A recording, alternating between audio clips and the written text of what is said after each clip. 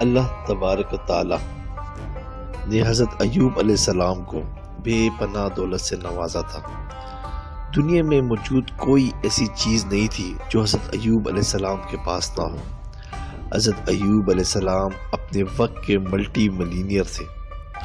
پھر اللہ پاک نے ان کو آزمایا، ان سے سب کچھ چھین دیا۔ ان کی بہت ساری اولاد تھی اور ساری ایک ساتھ فوت ہو گئی۔ وسیع و عریض رقبے پر ان کی فصلیں جل کر راکھ ہو گئی اور اللہ نے ان کو بے شمار بیماریاں لاحق کر دی۔ پھر ایک دن حضرت ایوب علیہ السلام نے اللہ پاک سے دعا کی اور اللہ سے رحم مانگا۔ ترجمہ قرآن: اور ایوب کو یاد کرو جب اس نے اپنے رب کو پکارا کہ مجھے بہت تکلیف ہو رہی ہے اور تو سب سے بڑھ کر رحم کرنے والا ہے۔ اللہ پاک نے ایوب علیہ السلام کی دعا قبول کر لی اور حضرت ایوب علیہ السلام کو صحت یاب کر دیا اور ان کو پہلے سے بھی کہیں گنا زیادہ دولت اور شان و شوکت عطا کی۔ ترجمہ قرآن ہے: ہم نے ان کی دعا قبول کر لی اور جو ان کو تکلیف تھی وہ دور کر دی اور ان کو بال بچے بھی عطا فرمائے۔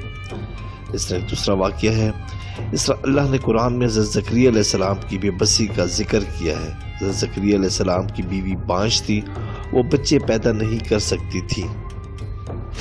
حضرت زکریا علیہ السلام بوڑھے ہو گئے، پوری عمر گزر گئی تو ایک دن گھبرا کر اپنے اللہ سے دعا کی، یا اللہ اب میں بوڑھا ہو گیا ہوں، میری بیوی بھی بچے پیدا نہیں کر سکتی، یا اللہ تو مجھے بڑھاپے کا سہارا دے دے۔ اور اللہ نے دعا قبول کر لی اور ایسی بیوی میں سے بچہ دے دیا جو بچے پیدا کر ہی نہیں سکتی تھی۔ اور پھر حضرت زکریا علیہ السلام نے اللہ تعالیٰ سے کہا، ترجمہ قرآن: اے میرے رب، میں تجھ سے مانگ کر کبھی محروم نہیں رہا۔ جب اس نے اپنے رب کو آہستہ سے پکارا، اے میرے رب، میں تجھ سے مانگ کر کبھی محروم نہیں رہا۔ ترجمہ قرآن: اور کہا، اے میرے رب، میری ہڈیاں بڑھاپے کے سبب کمزور ہو گئی ہیں اور سر بڑھاپے کی وجہ سے شعلہ مارنے لگا اور میں اپنے بعد اپنے بھائی بندوں سے ڈرتا ہوں۔ میری بیوی بانجھ ہے، تو مجھے اپنے پاس سے ایک وارث عطا فرما۔ اللہ نے فرمایا، اے زکریا، ہم تجھے خوشی سناتے ہیں ایک لڑکے کی جس کا نام یحییٰ ہے۔ عرض کی، اے میرے رب، میرے لڑکا کہاں سے ہوگا؟ میری بیوی تو بانجھ ہے اور میں بڑھاپے سے سوکھ جانے کی حالت کو پہنچ گیا ہوں۔ حکم ہوا کہ اسی طرح ہوگا کہ مجھے یہ آسان ہے اور میں پہلے تم کو بھی تو پیدا کر چکا ہوں اور تم کچھ چیز نہ تھے۔ القرآن سورۃ مریم میں۔ قرآن میں اللہ نے حضرت یونس علیہ السلام کا ذکر کیا ہے کہ جب وہ مچھلی کے پیٹ میں گئے تو بے بسی کا یہ عالم تھا۔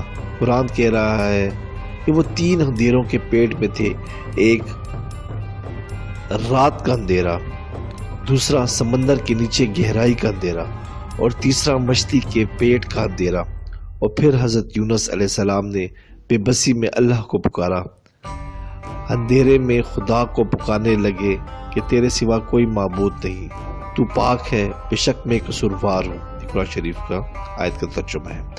اللہ پاک نے قرآن میں فرمایا، ہم نے یونس علیہ السلام کی آہ و زاری کو سنا، ان کو وہاں سے نکالا جہاں سے نکلنے کے سارے راستے بند تھے، تو ہم نے ان کی پکار سن لی اور ان کو غم سے نجات بخشی۔